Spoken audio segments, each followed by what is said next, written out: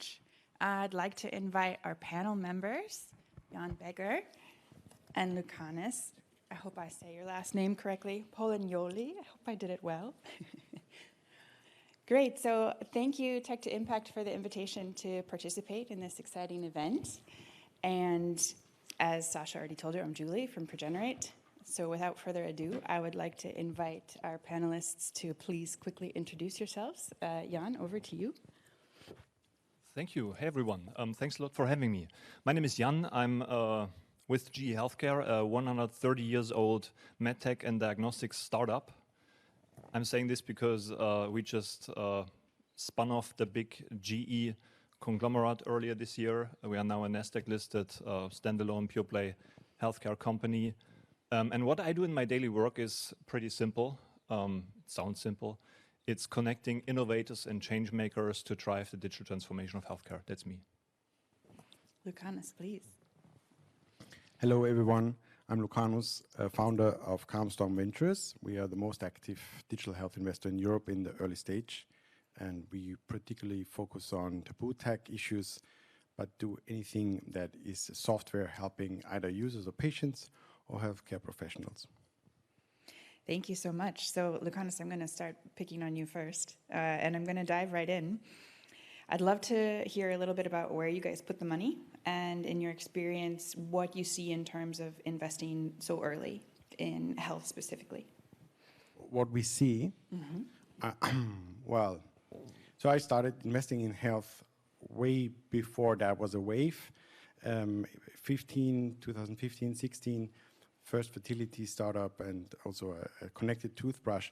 At that time, there were only very few use cases where people thought that software is helpful in the healthcare market.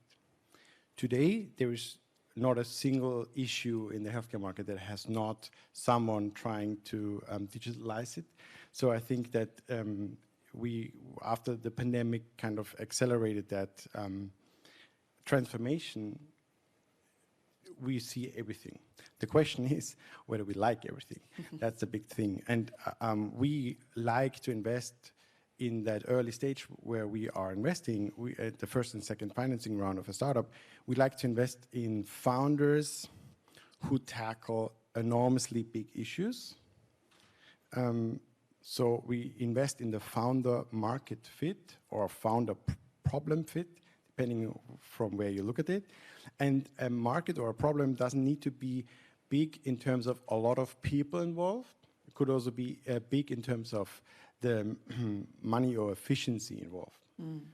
So there's a few things I think that have a very high price, but it's only relevant for a certain amount of people. And then there's other issues like diabetes that really is an issue for half the society. So for us, it's important that the problem or the market is big, or it's going to be big in future, so we can somehow think or predict there is going to be a market that might not be there today.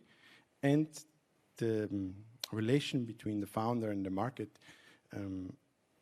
it's very hard for me to invest in a guy who tackles endometriosis. So I think that there's always something that needs to be also a good story to be told, also for us to be able to fundraise in follow-on financing rounds. Fantastic, thank you. I think that was a great kickoff, and I'm actually going to come back around to this to close the loop later on. In the meantime, Jan, I'd love to come over to you, and specifically, I know you had a recent AI acquisition. What do you see as something that needs to get more capital and needs to be accelerated within health and well-being? That's a great question. You touched up on a couple of things already, like efficiency. But look, maybe to set the scene a little bit. When we talk about the healthcare industry, right, and actually healthcare is a fascinating, complex and comprehensive domain. But reality is, when it comes especially to the digital transformation, we are probably 5, maybe other people say like 10 years back behind other industries. Right? I mean, maybe beside government, healthcare is a space where still a lot of fax machines are used day in and day out. but massive problems to tackle, right? Efficiency, productivity, quality of access to healthcare. So there are many things. You talked about one of our recent acquisition of a company called Caption Health. They do AI, artificial intelligence technologies in the ultrasound space. Ultrasound for us is a very important business unit. It's a 3 billion business for us. And one of the things, especially in the so-called point-of-care ultrasound, is the fact that it's incredibly user-dependent, right? So the operator of the ultrasound probe needs to be experienced. And we see more and more ultrasound being used in like doctor's offices, in wards, in clinics, where, let's say, non-expert users are using it. And Caption Health, right, is going to help us guide users that are not that experienced to the right image quality. And look, Julie, if I may, I just brought a couple of interesting data points with you. This is why I'm reading it up from my screen here, just to make sure I get it right. I just talked about, right, and Lucanus as well talked about efficiency. I just talked about unexperienced operators of medical devices. Actually, the situation we have at the globe is that as of today, we have about 7 million healthcare professionals missing, right? It's a massive issue we have today. And in 2035, it's expected that 14 million healthcare professionals will be missing because of retirements, not enough young people entering the space. So quite a big problem. And in addition to this, what we also see, of course, the demand globally is going up. Complexity of care pathways is increasing. So the problem is just going to get bigger, and we hope that technology can help a little bit with that. Another interesting fact is, right, also in this context, is medical errors. And this is something that maybe sometimes is underestimated. There are 40 million medical errors happening each and every year. And it's estimated in Europe that up to 350,000 people die due to medical errors, right? Which is like, I think, the population of Toulouse or Venice, actually, I think. There's, on the flip side, right, to all this, another interesting area in the healthcare space. And I think a lot of companies, especially in the broad and agile and vibrant digital health space, are looking into this. And this is data in healthcare. The amount of data in the healthcare space is rapidly increasing. Actually, when we look to 2010, right, a few years back, it took right, the healthcare domain 3.5 years to double all medical data. Today, it's just 73 days. This is, I think, from now until like mid of May, right? So a massive amount, really an explosion of data in the healthcare space. There are 6,000 medical journals out there publishing 900,000 articles each and every year. A dermatologist, right, your skin doctor, they could read 11,000 publications every year. So data, big problem. Just maybe one more thing. In primary care, right, to keep up with primary care literature, your general practitioner, your primary care doctor, would need to read 21 hours each and every day just to keep up with like science and so on. So lots going on. Maybe one more thing, Julie, if I may, just one point more, because I know for sure there is no radiologist in the room here today due to the fact that in the Austria Center the last couple of days until Sunday, there's a big European radiology conference, so all those guys are here, so I can say this now. Look, a radiologist, right, a doctor who reads your medical imaging in a 12-hour shift reads or looks up to 50,000 images. Imagine this, compared to like 15 years ago, where it was just 500, right? So what I'm saying is data is a huge problem we face in this industry, but on the flip side, if we use it right, it can be a huge opportunity as well. Thank you so much, Jan. That's an excellent framing of some of the problems that I think we're facing. And before we continue looking into the future, I'd like to back up a little bit for perspective and also rounding out our experience and ask you, Lucanus, what do you think has worked as we expected in recent health and well-being innovations? And maybe even more interesting, what hasn't? Well, I think as in every industry, there are certain aspects where you would have thought this is the first thing to be digitalized, and then it all comes down in a different road, and unexpected things happen. But obviously, there's a few things that were very clear that they need to be digitalized, and then they have been put in that process also much faster than we thought it's possible. I give you a very easy example. We had this card, our social security card, to go to the doctor, put it in the machine for some years now, and we all thought that if the doctor puts in his computer a certain diagnosis and gives you a certain prescription, then it should be all saved on the card, and you take the card to the pharmacy, and the pharmacist knows what the doctor wants you to do and wants you to take, and that should be easy.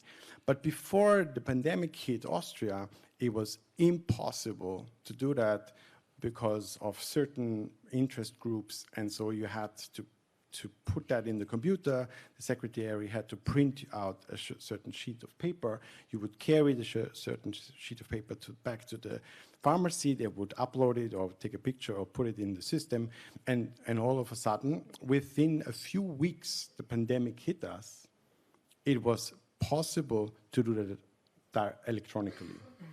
What that means is there was just one little thing that they need to change in the backup of the system. Probably only like a tick that you need to untick or tick. Otherwise, it wouldn't be possible to be so fast. And I think there's hundreds, maybe thousands of these ticks that could be ticked in a second, but they are not ticked because of certain interests of those groups involved. The doctors, the pharmacists, the hospitals, the regions in Austria who kind of have certain budgets, and other parties have other budgets. So the obvious things sometimes need a lot of time, and then some non-obvious things where you think, wow, well, that's now interesting that this happens, are sometimes more accelerated than others. Having said that, to cut the long story short, I think that in the daily business of a doctor, there's a lot of things that have been digitalized. For example, now he can look at his phone and can see whether certain medications interfere with others. That has been a long process and a cumbersome process in the past. Now he has that on a touch of his fingers. And then there's others where you would believe it should be quite easy. If you go from one dentist, for example, you go to the next dentist to get a second idea. It's impossible to send the picture of your teeth, the radiology picture of your teeth, to the next dentist. So you probably would have to take a picture with your mobile phone of the screen of one doctor and show it to the next doctor, because they don't talk to each other, nor can they send digital images around. So this is something I would say that would be so easy, and it's still not done yet. So I'm just going to piggyback on that a little bit and ask you, which of the specific trends are you most excited about from an investor standpoint and a return on investment standpoint? Yeah, that's a very good question. So if any founder comes to us and he tells me, or she tells me, a lot of women involved in healthcare, thankfully, 30% of our founders are female. If they come to me and tell me, I found that solution, I built that solution, and I can cut so many costs, I'm not very interested, because the healthcare system is not there to cut costs. If they come and say, I improve by that much efficiency, and I free up a doctor to do much more valuable work, while that work that he's doing now the machine can do, then I'm very interested. And that could be something either in my special topic of CAMStorm, taboo tech, everything that people don't like to talk about in the real world. Why are we so interested in that topic? Because people have these issues. They search for that in the internet, so they are already there. I don't need to buy them expensively on Facebook, because they are already searching for solutions for their problems because they are ashamed to talk about that in the real world. And there we can catch them and give them better solutions than just Dr. Google, who tells everyone you have cancer if you ask Google for something. Very true. Jan, I'd like to come back to you, and I have to admit this is a little bit of a selfish question. It's very near and dear to my heart. How do you see the interface between software and hardware coming in the digital health future? That's a great question. And look, I think every medtech company, even if they don't look into how to make their devices and machines more intelligent with software, with things like AI, they will be out of the game at some point, right? So, for instance, since a couple of years, we are investing a lot to put artificial intelligence, right, as I use this example, into our imaging devices, into our MRI scanners, into our computed tomography machines, to get to better image quality, to get to quicker acquisition, let's say, time frames, to make those machines more intelligent. And therefore, I think those two worlds will come much closer together over the next couple of years. It's not avoidable. It's important. Yeah. Absolutely. I think it's also an awareness issue for both founders and the market as well, because it's very easy to get sort of cornered into digital health being limited to software, and I think the interface is really key in my opinion. Oh, absolutely. And look, we touched up on a couple of problems we have in healthcare. It's such a broad space. There's not a single company out there who can solve all this on their own. So one thing that is also important when you talk about hardware and software integrations, another fact is that we also have to partner between companies.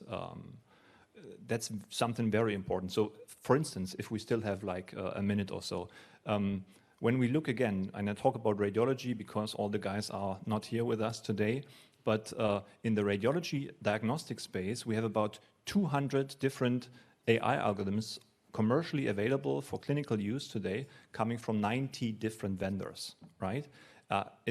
All those 90 different vendors have a different approach to user experience, user interface design. So how do we make sure as an industry to integrate their solution into existing digital workflows that radiologists work with since 15 plus years? I mean, it's all about cooperation in our industry today. That's what I want to say here.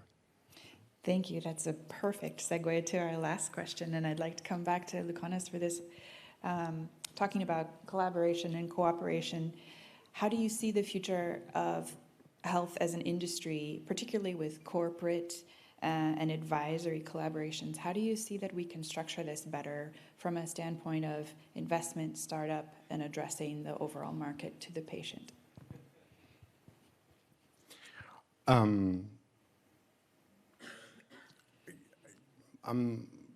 Look, if you listen to Mark Zuckerberg saying that you break things to be fast, then you probably are very well aware that people are afraid that the healthcare system is broken in any little piece or part of it. So we have a massive trust issue with startups in the healthcare market, but to some extent also through the pandemic, we also have a trust issue with big corporates and pharma companies. And so I think where we need to work together, no matter whether it's policy, investors, startups, corporates, we need to make sure that people trust the services that are offered to them as a healthcare professional, but also as a patient or user, that they trust these services to be in favor of the user or in favor of the patient and not in favor of someone else. Absolutely. And it doesn't matter whether you're an agile startup working in the clinical trial, whether you are an old pharma company or a massive multi-billion enterprise. Trust needs to be the first and foremost goal, and everything else comes second. Thank you so much. We have just a few seconds left. Jan, would you like to add anything to that? Oh, absolutely. I mean, look, one of the things that maybe other industries do differently, but in healthcare it's very important that we take on or tackle the right problems. And right, I mean, a lot of our customers are healthcare provider institutions, and we usually start with spending time with them in their day-to-day operations and trying to figure out what are the most pressing problems you have and how can we solve them eventually with digital solutions and maybe the help of third parties such as startup companies, right? So this is for us always the starting point.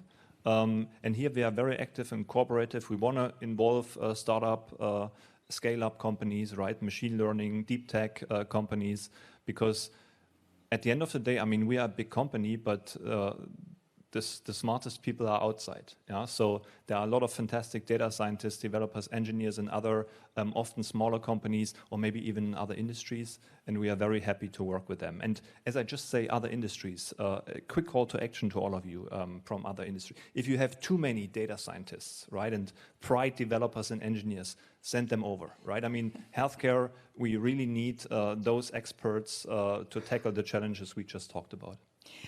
Hear, hear. Gentlemen, thank you so much for your time. We've gone a few seconds over, so thank you for your patience and interest. And back to you, Sasha.